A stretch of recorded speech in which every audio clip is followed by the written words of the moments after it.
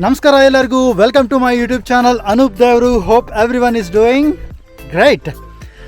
ಮತ್ತೊಂದು ವೀಕೆಂಡು, ಮತ್ತೊಂದು ಟ್ರೆಕ್ಕಿಂಗು. 3 ವಾರದಿಂದ ಟ್ರೆಕ್ಕಿಂಗ್ ಮಾಡ್ತಾಯಿದ್ದೀವಿ. ಇದೊಂಥರ ಡ್ರೀಮ್ ಕಮ್ ಟ್ರೂ ಥರ ಆಗಿದೆ ನನಗೆ. So since I love trekking. So ಇವತ್ತು ನಾವು ಉತ್ತರದುರ್ಗ ಊರಲ್ಲಿ ಉತ್ರಿ ಬೆಟ್ಟಕ್ಕೆ ಬಂದಿದ್ದೀವಿ ಹತ್ತಕ್ಕೆ ಅಂತ. ಸೊ ನೀವು ಅಂದ್ಕೊಂಡಿರ್ಬೋದು ಸೇಮ್ ಓಲ್ಡ್ ಗ್ಯಾಂಗ್ ಅಂತ. ನೋ, ಇವತ್ತು ಡಿಫ್ರೆಂಟ್ ಪರ್ಸನ್. ಸೊ ನಮ್ಮ ಕೇದಾರ್ನಾಥಿನ ಸಾಥಿ ಅಜಯ್ ಬಂದಿದ್ದಾನೆ ನಮ್ಮ ಜೊತೆಗೆ. ನೋಡಿ, ಇಲ್ಲೇ ಇದ್ದಾನೆ ಹಿಂದ್ಗಡೆ. Hi, from Kedarnath, Uttarakhand to Karnataka. ನಮ್ಮ ಬೆಂಗಳೂರು, ನಮ್ಮ ಮಾಗಡಿ, ಉತ್ರಿ ಬೆಟ್ಟ. ನೋಡಿ ಎಲ್ಲೆಲ್ಲಿಂದ ಎಲ್ಲಿಗೆ ಸಂಬಂಧ. ಕೇದಾರ್ನಾಥಿಂದ ಸೊ ಇಲ್ಲಿಗೆ 3-4 ಇಯರ್ಸ್ ಆಗಕ್ಕೆ ಬಂತಲ್ವಾ ಅಜಯ್? ಯಾವ ಟ್ರೆಕ್ಕಿಂಗ್ ಮಾಡಿದ್ದಿಲ್ಲ ನಾವಿಬ್ಬರು. ಸೊ ಮೊನ್ನೆ ಹೀಗೆ ಮಾತಾಡ್ತಾ ನನಗೆ ಡಿಸ್ಕಷನ್ ಆಯಿತು. ಸೊ ನೆನ್ನೆ ಪ್ಲ್ಯಾನ್ ಮಾಡಿದ್ವಿ, ಇವತ್ತು ಹತ್ತಾ ಇದ್ದೀವಿ.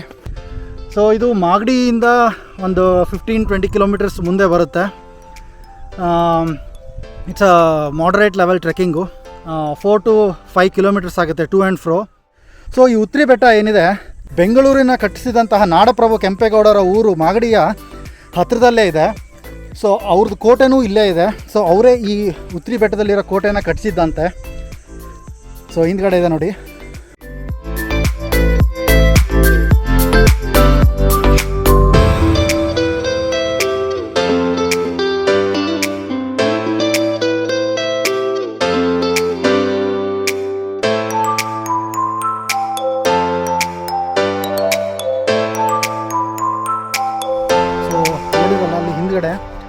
ಕಾರ್ ಪಾರ್ಕ್ ಮಾಡಿದ್ದು ಅಲ್ಲಿಂದ ಇಲ್ಲಿವರೆಗೆ ಕಾಣುತ್ತೆ. ಆಮೇಲೆ ಈ ಕಡೆ ಇರೋದು ಏನಿದೆ ಅಲ್ಲ, ಇದು ಹಳೇದು ಸ್ಟೇರ್ ಕೇಸ್. ಇದು ಆವಾಗ ಕೆಂಪೇಗೌಡರ ಕಾಲದಲ್ಲಿ ಮಾಡಿದ್ದ ಸ್ಟೇರ್ ಕೇಸು. ಈಗ ಹೊಸದಾಗಿ ಮಾಡಿದ್ದಾರೆ ಈ ಕಡೆ. ಸೊ ನೀವು ಡಿಫ್ರೆನ್ಷಿಯೇಟ್ ಮಾಡ್ಬೋದು.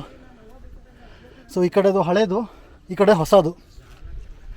ಸೊ ಅದು ಮಳೆ ಬಂದು ಬಂದು ಬಂದು ಕರೋಡಾಗಿ ಎಲ್ಲ ಸಾಫ್ಟ್ ಆಗಿಬಿಟ್ಟಿದೆ. ಸೊ ಅಲ್ಲಿಗೆ ಈಗ ಹತ್ತಕ್ಕಾಗಲ್ಲ. ಅದಕ್ಕೋಸ್ಕರ ಹೊಸ ರೇಲಿಂಗ್ಸ್ ಹಾಕಿ ಹೊಸದಾಗಿ ಸ್ಟೆಪ್ಸ್ ಮಾಡಿದ್ದಾರೆ.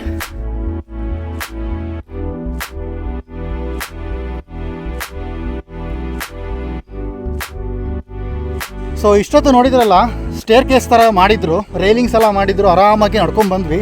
ಸೊ ಈಗ ನೋಡಿ ಟೆರೇನು ಹೇಗೆ ಚೇಂಜ್ ಆಗುತ್ತೆ ಅಂತ. ಸೊ ಈ ಕಾಡುಗಳು ಮಧ್ಯದಿಂದ ಹೋಗ್ಬೇಕೀಗ.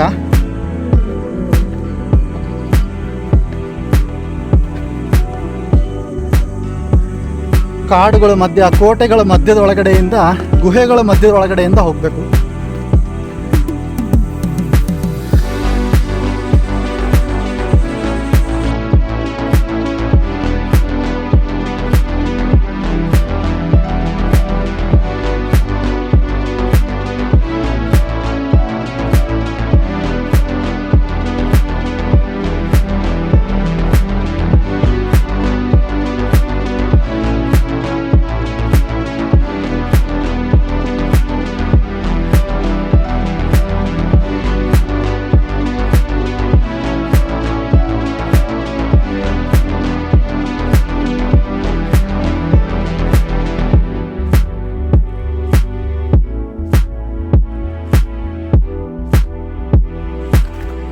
ಸೊ ಇಷ್ಟೊತ್ತನ ನಾವು ಫುಲ್ಲು ಕಾಡು ಮಧ್ಯದಿಂದ ಬಂದ್ವಲ್ಲ, ಏನೂ ಬಿಸಿಲೇ ಇರಲಿಲ್ಲ. ಫುಲ್ಲು ಕೆನೋಪಿ ಥರ ಆಗೋಗಿತ್ತು. ಎಲ್ಲ ಗಿಡಗಳು ಮರಗಳು ಎಲ್ಲ ನಮ್ಮ ಮೇಲೆ ಇದ್ದಕ್ಕೆ ನಮಗೆ ಆರಾಮಾಗಿ ಶೆಲ್ಟರ್ ಸಿಕ್ತು. ಈಗ ಇದೆ ನೋಡಿ, ಫುಲ್ಲು ಬಂಡೆ ಮೇಲೆ ಹತ್ತಬೇಕು.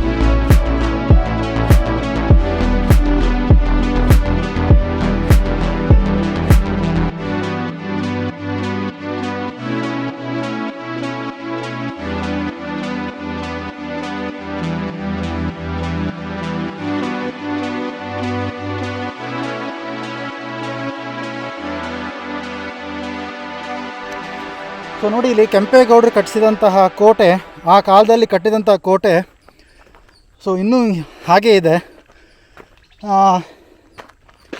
ಎಲ್ಲ ಕಾಲಕ್ರಮೇಣ ಎಲ್ಲ ನಾಶ ಆಗೋತಾ ಹೋಗಿದೆ.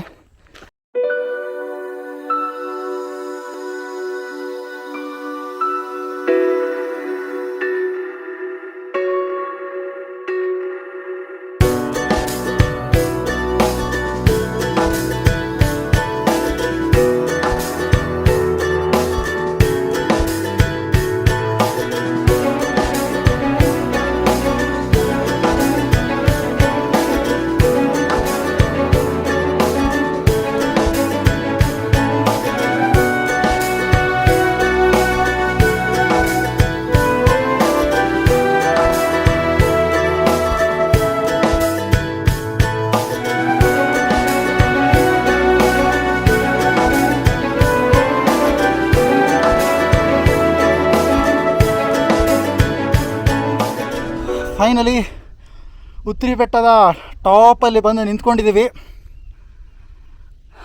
ಎಕ್ಸಾಕ್ಟಾಗಿ ಇಲ್ಲ, ಅವ್ರು ಹೇಳ್ದಂಗೆ ಕರೆಕ್ಟ್ ಆಯಿತು ಅಜಯ್. ಹಾಫ್ ಆನ್ ಅವರಲ್ಲಿ ಅಂದರು, ಹಾಫ್ ಆನ್ ಅವರಲ್ಲಿ ಮೇಲೆ ಹತ್ತಿದ್ದೀವಿ. 8:30ಗೆ ಸ್ಟಾರ್ಟ್, ಎಕ್ಸಾಕ್ಟ್ಲಿ 9 ಆಗಿದೆ ಟೈಮು. ನೋಡಿದರೆ ಹಾಫ್ ಆನ್ ಅವರಲ್ಲಿ ಟಾಪಲ್ಲಿದ್ದೀವಿ.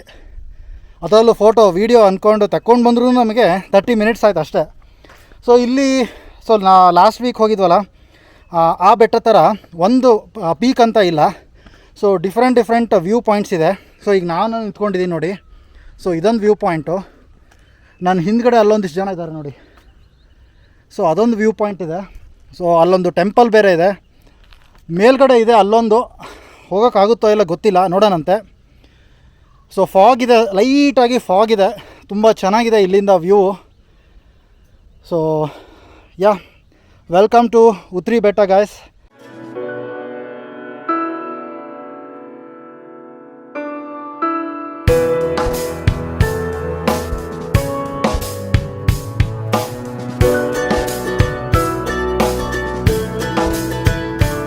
ಸೊ ಅಲ್ಲಿದ್ವಿ ನಾವು, ಅಲ್ಲಿಂದ ಈಗ ನೋಡಿಕೊಂಡು ಹೀಗೆ ಹೋಗ್ತಾ ಇದ್ದೀವಿ.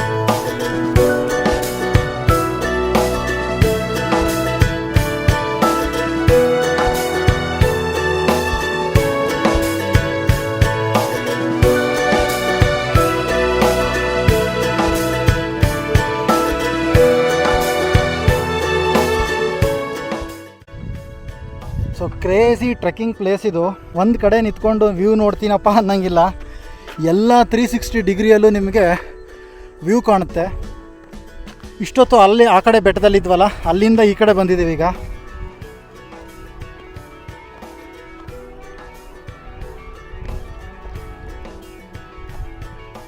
ಸೊ ಫುಲ್ಲು ಡೀಪ್ ಇದೆ ಇಲ್ಲಿ. ಸೊ ಡೆಫಿನೆಟ್ಲಿ ಇಲ್ಲಿ ಸೆಲ್ಫಿ ತೊಗೋಬೇಕಾದ್ರೆ, ಫೋಟೋ ತೆಗೆಸ್ಕೋಬೇಕಾದ್ರೆ ಹುಷಾರಾಗಿರಿ. ಏನೋ ಡಿಫ್ರೆಂಟ್ ಆ್ಯಕ್ಷನ್ ಮಾಡ್ತೀನಿ ಅಂತ ಹೇಳಿಬಿಟ್ಟು ಒಳ್ಳೆ ಫೋಟೋ ತೆಗೆಸ್ಕೋತೀನಿ ಅಂತ ಹೇಳಿ ಹತ್ತಿರ ಹೋಗಬೇಡಿ, ಭಾಳ ಡೆಡ್ಲಿ ಡೇಂಜರ್ ಆಗಿದೆ. ಸೆರೆನಿಟಿ ಅಂತಾರಲ್ಲ, ಸೊ ಇದೇ ಪ್ಲೇಸಿಗೆ ಅಂತಾರೆ ಅನಿಸುತ್ತೆ.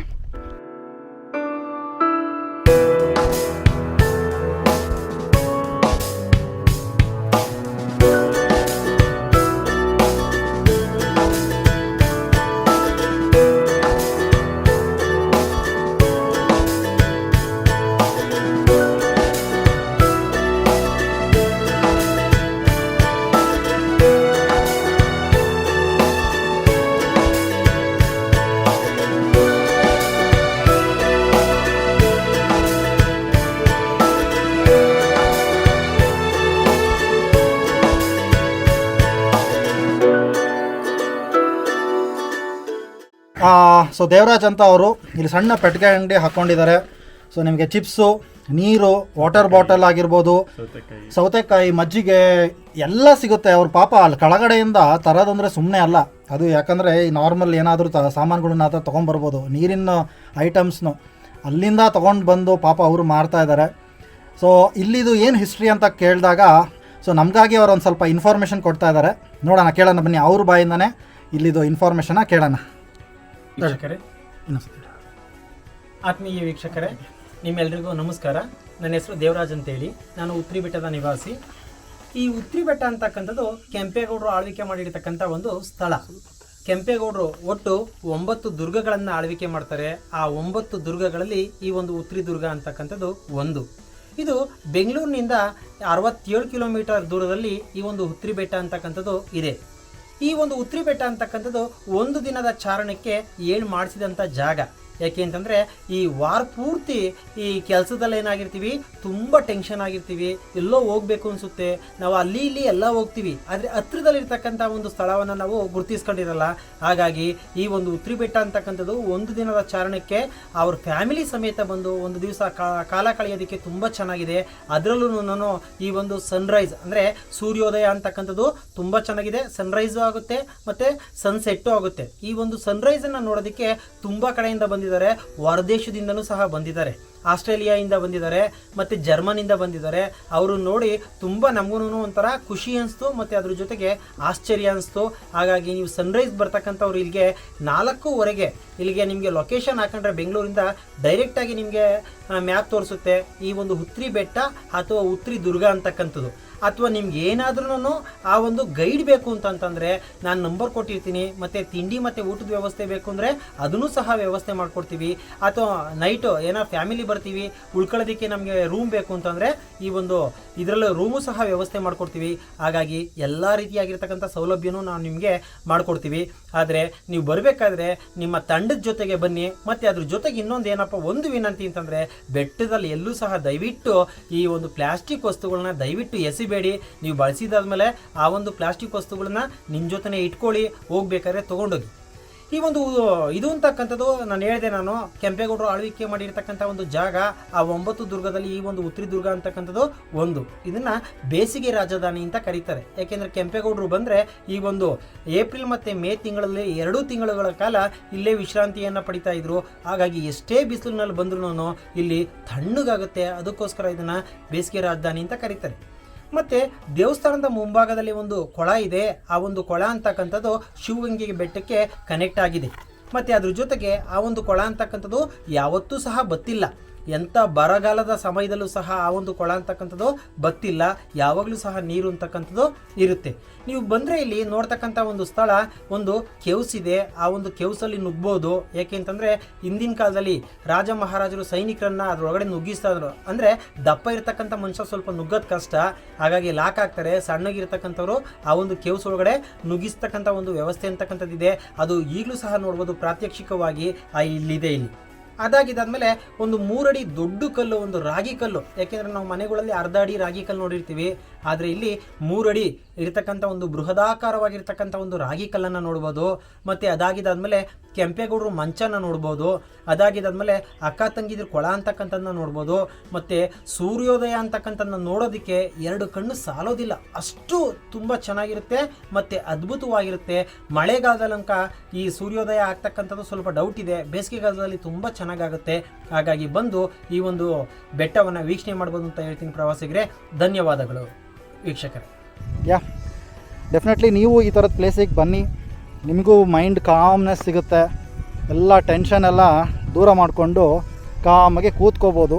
One hour 2 hour. Okay then I will close this video here. So ಇನ್ನೇನಿಲ್ಲ, ನೆಕ್ಸ್ಟು ಮನೆಗೆ ಹೋಗೋ road. On the way to ಮಾಗಡಿಗೆ ಹೋಗಿಬಿಟ್ಟು ಅಲ್ಲಿ ಏನಾದರೂ ವೆಜಿಟೇಬಲ್ಸ್ ಫ್ರೂಟ್ಸ್ ಏನಾದರೂ ಫ್ರೆಶ್ ಆಗಿ ಸಿಕ್ಕರೆ ತೊಗೊಂಡು ಬೆಂಗಳೂರು ಕಡೆಗೆ ದಾರಿ. ಓಕೆ ದೆನ್ ನೆಕ್ಸ್ಟ್ ವೀಡಿಯೋದಲ್ಲಿ ಮತ್ತೆ ಸಿಗೋಣ. Until then take care, bye bye, have a great day. Okay.